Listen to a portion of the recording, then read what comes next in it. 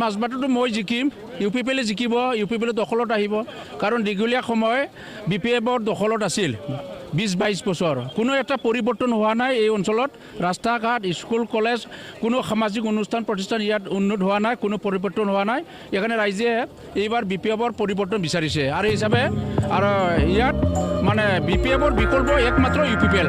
আৰু এই হিচাপে আজি এই সমষ্টিৰ পৰা ইউ পি পি এল দলৰ জিকাটো 100% খাটা।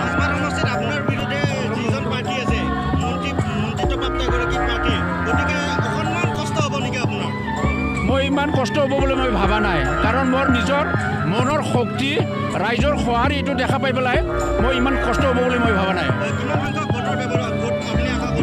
বিপুল ভোটত মই ভোটানত মই জয় হ'ম।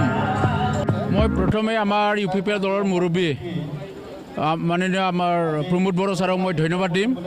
কাৰণ এখেতে মোক ইউ পি পি এল দলৰ পৰা আজি টিকেট মানে প্ৰদান কৰিছে। ইয়াৰ কাৰণে এখেতলৈ বহুত বহুত ধন্যবাদ। আৰু লগতে সমূহ আমাৰ ইউ পি পি এল দলৰ পৰিয়াললৈ মই মোৰ আন্তৰিক শ্ৰদ্ধা যাচিছোঁ।